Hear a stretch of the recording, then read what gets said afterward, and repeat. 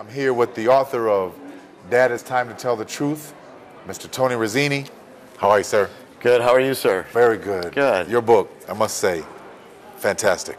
Thank you. Fantastic. Tell us a little bit about this, for the audience who haven't read it yet, how you came about this wonderful work. This was an amazing journey because I did not set out to write a book. This actually began as a letter to my son. I have a son who celebrated his 18th birthday incarcerated. We, in April of '09, went through a therapy session where I was teleconferenced in and working with his therapist. And at the end of it, the last session was with his mother, was there in Colorado as well. And after about 45 minutes, he said, "Dad, I'm putting you on hold." He was in charge of this whole session, which was amazing for him. Right. And he put me on hold. He came back in about 2 minutes, and he said, "All right, Dad, Mom's not in the room, and I am sick and tired of this. Dad, it's time to tell the truth." And I mean, literally, he screamed it on the phone, and I paused. I didn't know what to say.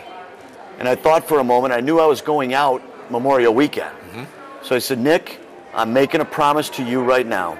I will tell you the truth." We hung up the phone, and what I started to write as a letter or a journal or something simple to prove the truth became 300 hours later. Wow. Of writing became this book. Well, it's fantastic, I must say. Thank you. You really were insightful for a lot of the fathers that possibly are going through similar things that what you've been going through. Your family, you know, in the book you speak a lot about you and the things that you've been going through and how you coped with it. How are things going now? You know, this book has been a kind of an oxymoron in a lot of ways because there's a lot of healing that takes place. I spent so many hours crying and angry at myself, and because it was written not as a victim, but I failed as a father. And it's amazing how when we as fathers identify our own failures and we can look and see how a system out there, our society, culture, legal, whatever it is, can add to that failure. Yes. And so it was a horrendous event to live through 20 years again. Yes, yeah. And yet, there's a healing has begun. My son, who's incarcerated recently, just got moved to a halfway house. He calls me every day we talk. Congratulations. He thanks me over and over for letting him know where the truth really is. Yes. My oldest daughter has given me 2 grandsons. She's happily married. We talk 3 or 4 times a week. Good. You know, and my oldest son, who is a chef in Detroit, he's struggling. He learned a lot of things about this. Mm-hmm. He challenged me on a lot of things. I brought things up that he had tried to bury. So him and I are going off and on right now. The hardest one is my baby girl, who's 16. Mm-hmm. When she learned that this was coming, she cut it off with me.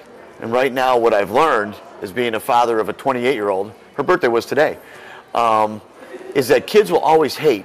The parent it's safest to hate.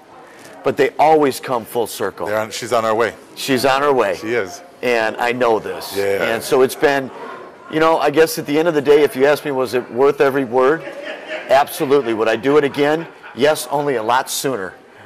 I would look at it a lot sooner. Exactly. Well, you saw it when you had to, right when it was supposed to, and you're doing so well now. The conference, what bring you to the conference? I see you've been actively participating in everything. What are you looking to get out of this conference? I know we're doing the book, however, I know you're doing more. I am doing more, and most of what I'm doing is networking right now. For instance, I just got the Family and Fathers Coalition of Delaware stop by, and they now are talking to me about running a workshop in their June one in Philadelphia. I came here because I have a goal to share my story with every father, family, mother, child that I can. In a lot of ways, it's a 20-year crystal ball of what not to do. Right. That's it. Right. And if you want to never have to live through the pain and anguish and trauma that me and my kids did, here it is. That's it. And all I want to do is share the story. If I could help one kid at a time, one family, one mother, one father, or 1 million, I am ready to take it on. I'm just here to share my story and meet other fathers that are going through, and other mothers. I've had a lot of mothers stop by and looking at the story. They're a little apprehensive to wonder about a dad writing it, what it means, but it's not a mom-bashing book. It's not. No, it does not bash either parent. I take responsibility for my failures. You draw the conclusion on the rest. Beautiful, beautiful.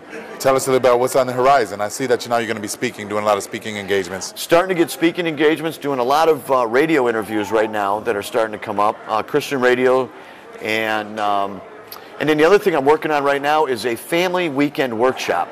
What I learned as I wrote this, in the last chapter I don't remember writing, it's titled God, Self, Family, and Child.